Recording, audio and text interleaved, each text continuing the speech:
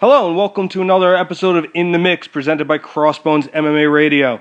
I'm your host, John Galloway, and today, as we look at the world of combat sports, I'll be joined by my guest, Jorge Rivera. Jorge, John Galloway, CrossBones MMA Radio, how's it going today? Good afternoon, guys. How are we doing? Doing great, thank you for asking.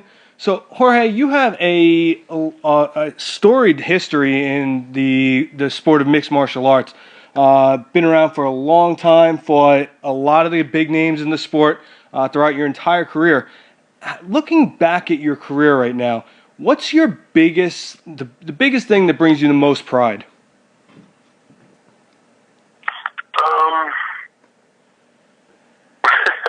I would say the whole thing. You know, just being able to get up and to chase a dream and to make it happen. I never thought I was going to go that far. I was just being. I would say the whole thing was the most fun. It was the biggest accomplishment.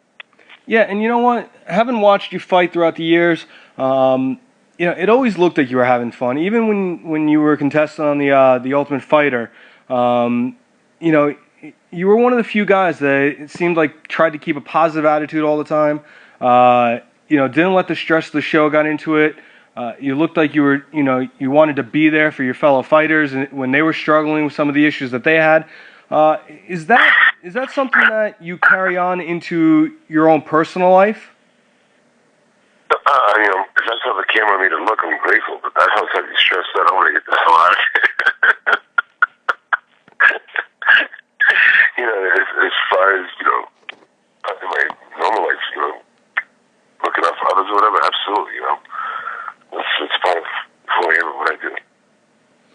Now, Jorge, we have an event coming up here in December, on December 19th in Lowell, Massachusetts, for Titan Fighting Championships, and you're going to be doing commentating for them for the first time. Is this going to be the first time that you're commentating on live fights ever, or is this something you've done before?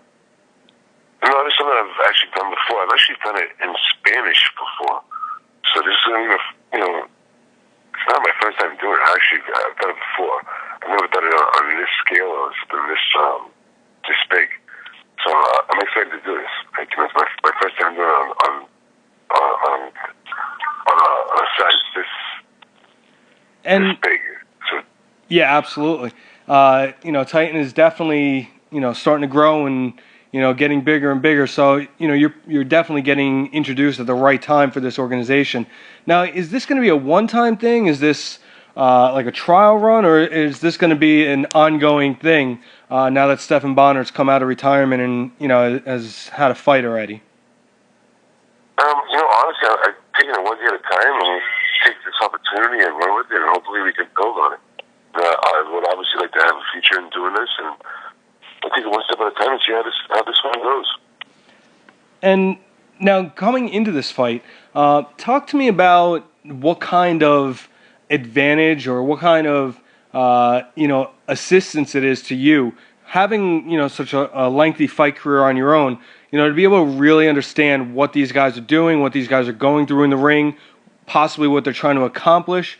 Is it easier for you to visualize and see what's happening in the ring based on your own personal experience? I think that's the obvious. I think that doing it and being a part of it for so long, it's going to be second nature to understand it.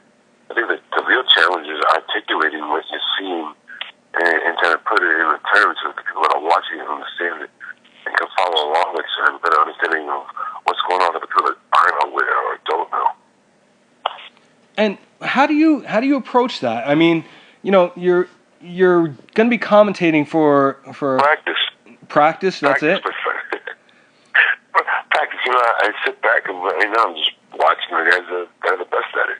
I listen to Joe, I listen to Kenny, I listen to the guys that are doing it all the time, and just listen, and take bits that I can from them and see how it goes, man.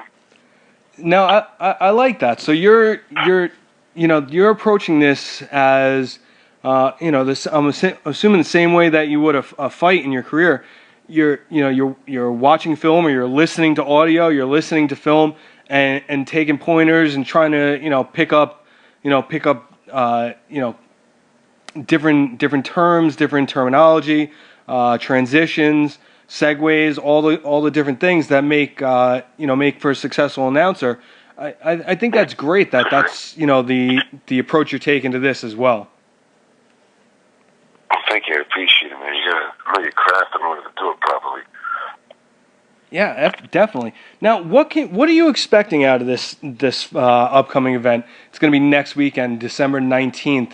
Are you expecting a lot of finishes? Are you expecting a lot of decisions? Have you done any review work, any previews of the fighters that are going to be on the card? I actually have. It's just that card. I'm very impressed with the card. They have a very good card going on. I see a lot of finishes going on that card. That main card looks outstanding. I'm actually excited to see these fights go down.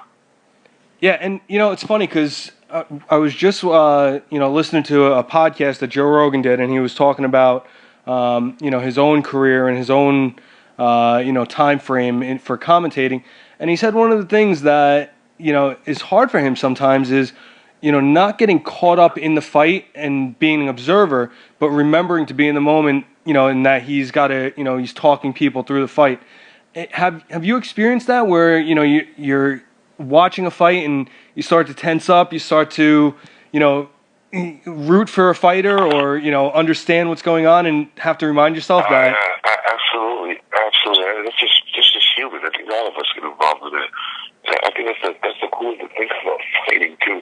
Like you can turn into a fight, you don't have to know anything about one of the guys, but all of a sudden you want to see one beat the other. Absolutely. Unless you have a vested interest in it, all of a sudden you just want to see one of them beat the other. And that's what makes it awesome.